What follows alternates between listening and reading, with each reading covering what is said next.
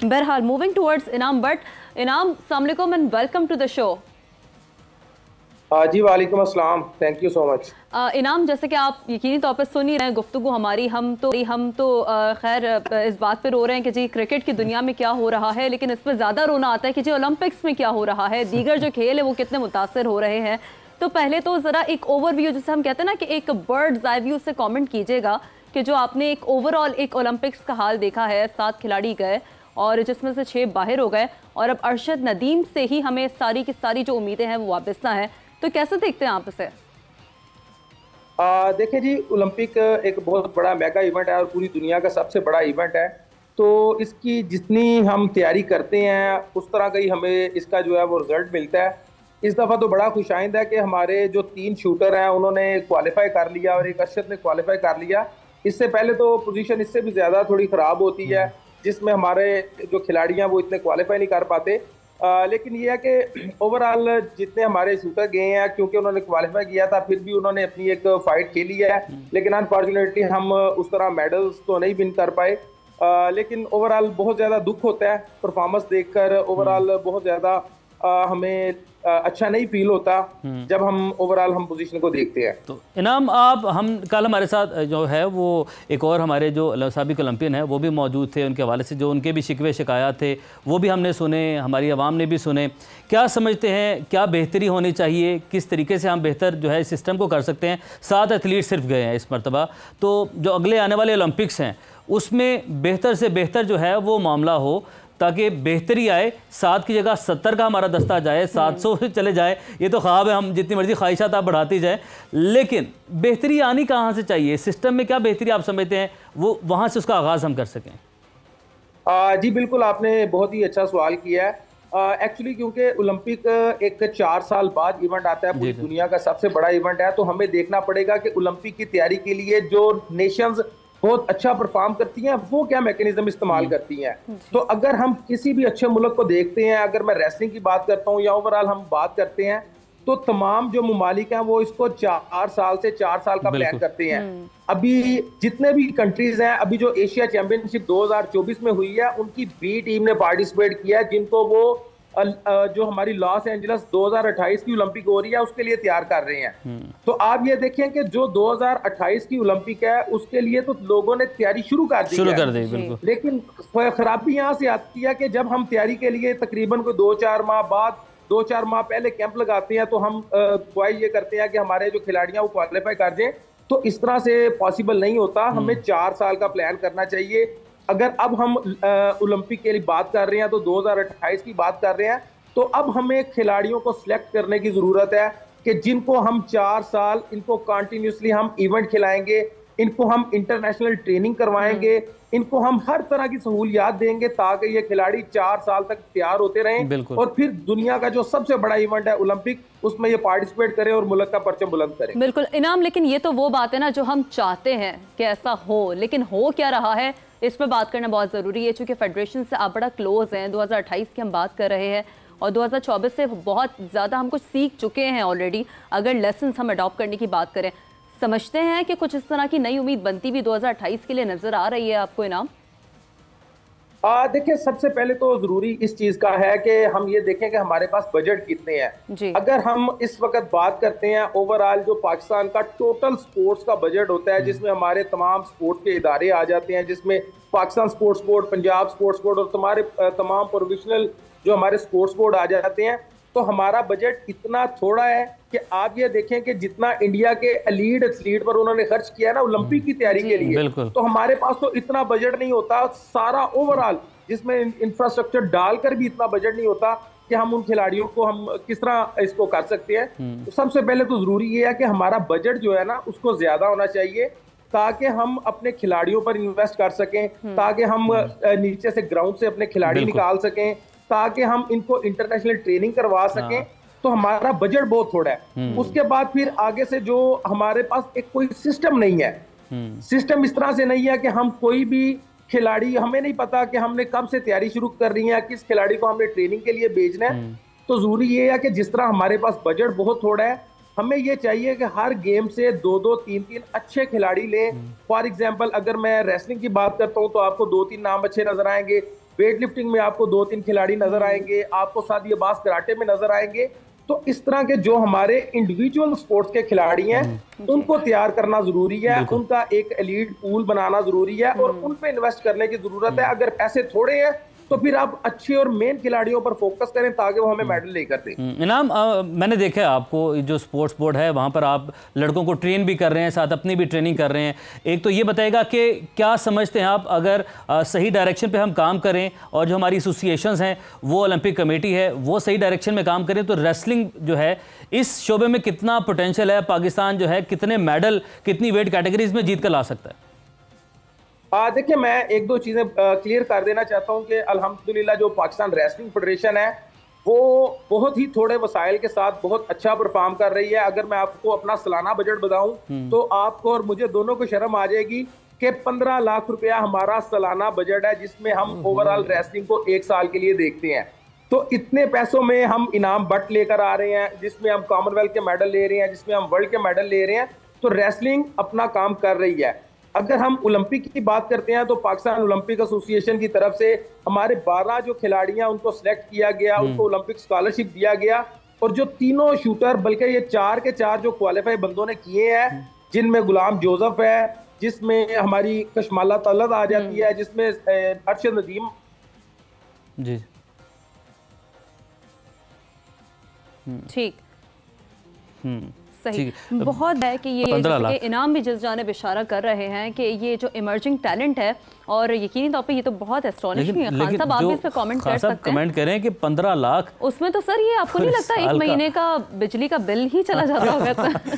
नहीं बिल ज्यादा है लगता है इस दफा आपका भी इतना ही आया है। नहीं, वो ये बात बिल्कुल सही है कि अगर आप ओलंपिक्स को देखें ना, मैंने कुछ बड़े जो इवेंट थे वो देखे हैं, दुनिया का स्टैंडर्ड मैं कहाँ से कहाँ चला गया।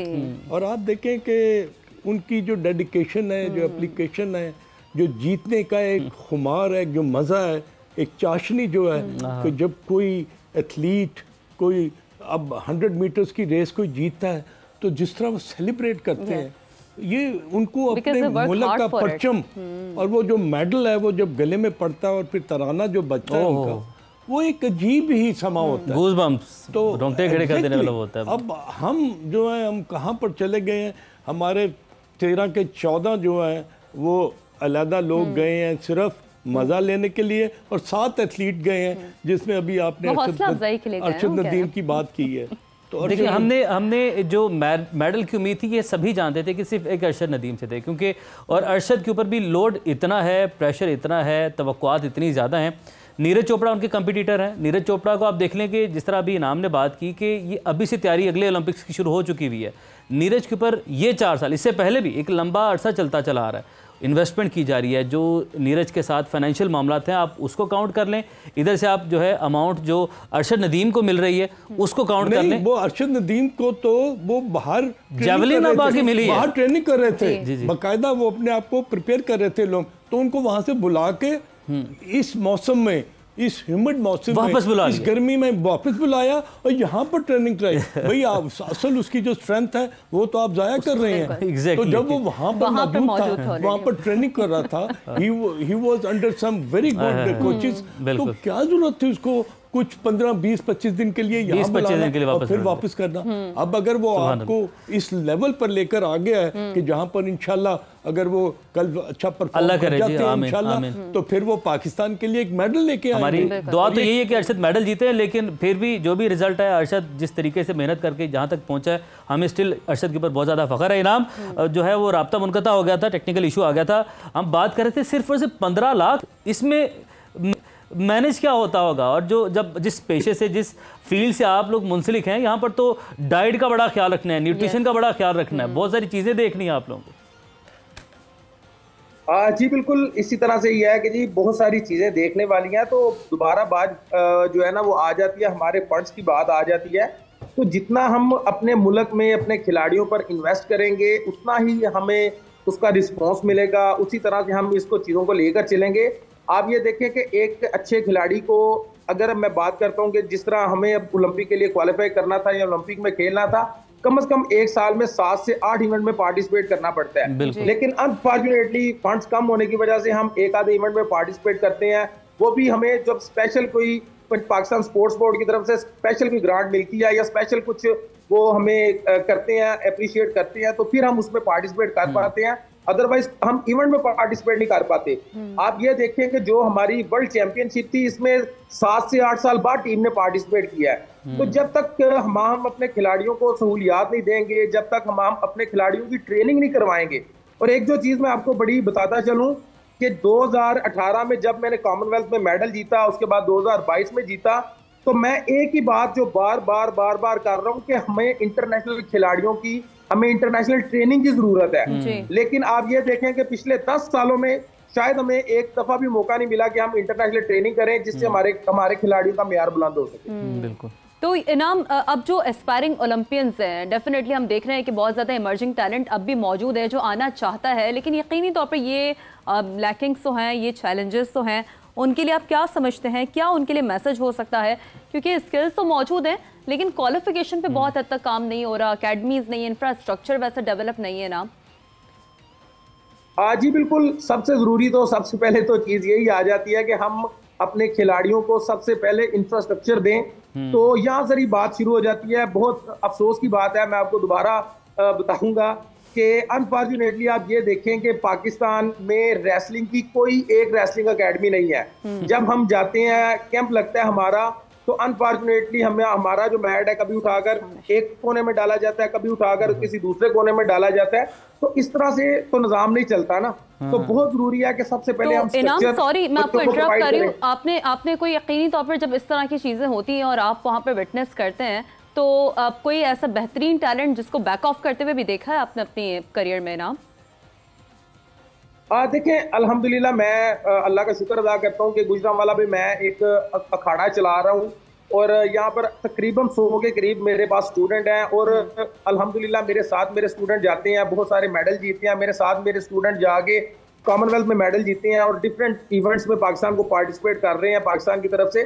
तो टैलेंट तो हमारे पास है, हम बहुत से अच्छे बच्चे हमारे पास अभी से हैं। अभी से प्लान करने की जरूरत है कि हम हर गेम में 4-4, 5-5 बच्चे निकालें, 20 से 25 बच्चों का एक एलीट पूल बनाएं जिसको हम तैयारी करवाएं। तो आप तो नंबर ले सकते हैं, नाम ले सकते हैं खिलाड़ियों का। मैं बता सकता हूं कि 4 साल बाद कौन से बच्चे रेसलिंग में पार्टिसिपेट कर सकते हैं। आज उनको पिक करें, उनको ट्रेनिंग करवाएं ताकि हमारे खिलाड़ी पूरी दुनिया में नाम रोशन कर सकें। ठीक है। इनाम, अनू दस्तगीर भट्ट भी हमारे साथ मौजूद थे जिनका मैंने जिक्र भी किया पहले।